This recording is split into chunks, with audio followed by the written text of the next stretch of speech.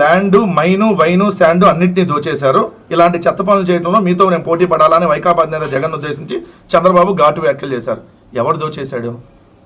Sand Jaganmohan Reddy గారు ఉన్నప్పుడు సంవత్సరానికి 750 కోట్ల రూపాయలు ప్రభుత్వానికి ఆదాయం వచ్చేది. ఈ రోజు నువ్వు ఉచిత ఇసుక పేరుతో నీ తెలుగుదేశం పార్టీ నాయకులు పంది కొక్కుల్లాగా ఇసుకను దోచుకుంటా ఉన్నారు. మరి మీకెంత వాటాలు వస్తున్నాయి చెప్పండి. అలానే మీరు చూస్తే ఏది ల్యాండ్ 99 పైసలతో ఉర్ఫా గాళ్ళకి, బఫూన్ గాళ్ళకి, తెలుగుదేశం పార్టీ బినామీ గాళ్ళకి, లుల్లు గాళ్ళకో లేదంటే ఇంకొక పనికిమాలిన రియల్ ఎస్టేట్ వాళ్ళకో 99 పైసలకి ల్యాండ్ని దోచిపెడుతుంది ఎవరు?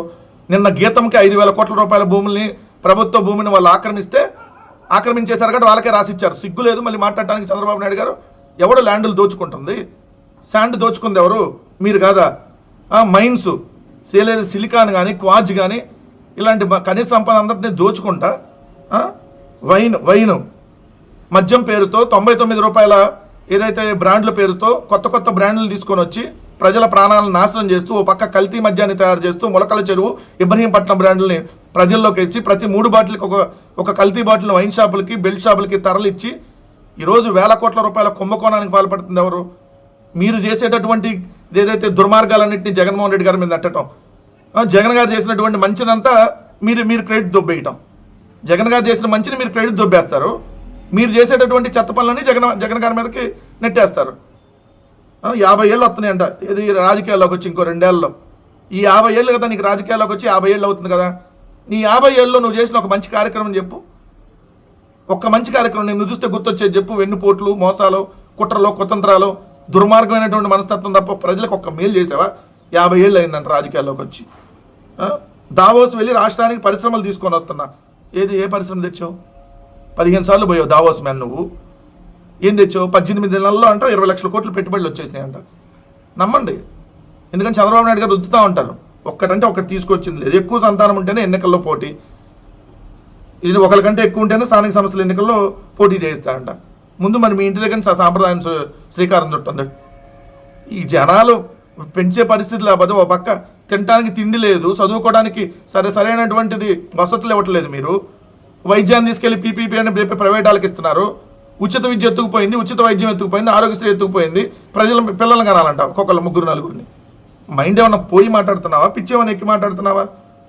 ఎన్ని అడ్డంకులు సృష్టించినా రాజధాని ఆగదు. రాజధానికి ప్రధానమైన అడ్డంకే నువ్వు. ఆంధ్రప్రదేశ్ రాష్ట్ర రాజధానికి పట్టినటువంటి శాశ్వత దరిద్రం ఎవరన్నా అంటే అది నువ్వే చంద్రబాబు నాయుడు గారు. ఏదైతే రైతుల్ని సర్వనాశనం చేసావు, ఇప్పటికీ వాగుల్లో వంకలు ఫ్లాట్లు ఇచ్చి ఇంకా భూముల సేకరణ 2వ దశ 3వ దశ మీ బొందలో దశ అంట ఇష్టం వచ్చినట్టుగా ఇప్పటికే 50,000 కోట్ల రూపాయల అప్పులు తెచ్చి రాజధాని పేరుతో నాశనం చేస్తుంది ఎవరు? మీరు కాదా? రాజధానికి పట్టినటువంటి శాశ్వత అడ్డంకి ముందు మీరు, ఇంకెవరు లేరు. ముందు మీరు, తర్వాత మీ పత్రికలో. కరెంట్ ఛార్జీలు తగ్గించేశాడంట. నేను తగ్గించావు 20,000 కోట్ల రూపాయల కరెంట్ ఛార్జీలు పెంచి కరెంట్ ఛార్జీలు తగ్గించానని చెప్పి 39 పైసలు తగ్గించాడంట. ఎంత పెంచాడు చూడండి. ఇంధనము, విద్యుత్ కొనుగోలు ఖర్చు సర్దుబాటు అంటే ఏమంటారంటే మనం FPCA అంటారు, fuel and power purchase cost adjustment అని. 2024 అక్టోబర్ 25న 6,072 కోట్లు వేశారు. 2024 నవంబర్ 29న 9,412 కోట్లు. 2025 సెప్టెంబర్ 27న 1,863 కోట్లు. మళ్ళీ ప్రొవిజనల్ FPPCA ఛార్జెస్ కింద 2,780 కోట్లు. మొత్తంగా చంద్రబాబు నాయుడు గారు వచ్చిన తర్వాత 20,135 కోట్లు కరెంట్ ఛార్జీల పేరుతో దోచుకున్నాడు ప్రజల నుంచి. 20,000 కోట్లు.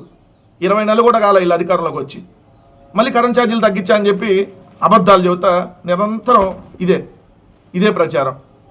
గంజాయి సాగంట మొత్తం అసలు ఏడా లేకుండా పోయిందంట. మరి ఆదినారాయణ రెడ్డి ఇంట్లో ఎందుకు వచ్చింది? అలా కొడుకు ఏమని ఎమ్మెల్యే కొలికిపూడి గారే చెప్పారు కదా, MP కేసినేని చిన్ని మనుషులు అమ్మిస్తున్నారు గంజాయి అని చెప్పి. మళ్ళీ నువ్వు గంజాయి మొత్తం పోయిందని చెప్పి ఇక్కడ అబద్ధాలు. నిరంతరం ఇదే దుష్ప్రచారం మీదే మీరు మనుగడ సాధిస్తున్నట్టున్నారు. నిరంతరం ఇదే దుష్ప్రచారమా? కనీసం కొద్దిగా నా సిగ్గులేదా? ఇక్కడ చూస్తే ఇది ఉండే అసలు ఎంత దారుణంగా ప్రచారం చేస్తాడంటే ఇదే 700 కోట్లు తిరుమల మీద లడ్డులో అంట లడ్డు కల్తీ చేశారంట. ఎవరు చేశారు? లడ్డులో జంతువులు కొవ్వని చెప్పి నోటికి ఏదొస్తే అది మాట్లాడినటువంటి దుర్మార్గమైనటువంటి ఉన్మాదమైనటువంటి మనిషి నువ్వు కాదా? లడ్డులో ఎక్కడా కల్తీ జరగలేదు. మీరు అన్న జంతువులు కొవ్వు లేదు. 2 రకాలుగా మీరు దుష్ప్రచారం. ఎంత దుర్మార్గమైనటువంటి మనుషులు నా తెలిసి జీవితంలో నీకంటే దుర్మార్గుడు కూడా ఉండడు చంద్రబాబు నాయుడు గారు. సూపర్ హిట్ అంటే సూపర్ 6ని సూపర్ హిట్ చేశాడంట. సూపర్ 6 ఇచ్చేసాం అందరికీ. సూపర్ హిట్ అయిందా? ఇంకా అసలు ఏం మనుషులు, ఎంత దుష్ప్రచారం రోజు రోజుకి రోజు రోజుకి చంద్రబాబు నాయుడు గారి దుష్ప్రచారానికి అద్దు అదుపు లేకుండా పోతుంది. స్వచ్ఛ భారత్ కార్యక్రమంలో కేంద్రం ఇచ్చే నిధులు ఎక్కువగా ఎందుకు ఖర్చు చేయడం లేదు స్వచ్ఛాంధ్ర కార్పొరేషన్ చైర్మన్ పట్టాభి, పురపాలక పట్టణాభివృద్ధి శాఖ ముఖ్య కార్యదర్శి సురేష్ కుమార్ ఆయన ప్రశ్నించారు. ఈ సందర్భంగా పట్టాభిని ఉద్దేశించి మాటలకు పరిమితం కాకుండా అమలుపై దృష్టి సారించాలని, అప్పుడే సరైన నాయకులు అవుతారని సూచించారు. కొంచెం అటు గడ్డి పెట్టండి. ముందు స్వచ్ఛాంధ్ర నుంచి కేంద్రం నుంచి వచ్చిన డబ్బులు ఎందుకు ఖర్చు పెట్టలేదు దానికి సమాధానం చెప్పండి. నేను ఈ అతి చేస్తే ఒక మనిషిని చంపాడు ఆ పట్టాభి. అతను తమాషాలు చేస్తున్నామని చెప్పి ప్రభుత్వ అధికారి మీద సీరియస్ అవ్వటం, ఇష్టం వచ్చినట్టు మాట్లాడటం వల్ల ఒక ప్రభుత్వ ఉద్యోగి ఈ స్వచ్ఛాంధ్ర కార్పొరేషన్ పట్టాభి వల్ల చనిపోయినటువంటి పరిస్థితి. ముందు దాని మీద యాక్షన్ తీసుకోండి. నిరంతరం దుష్ప్రచారం తప్ప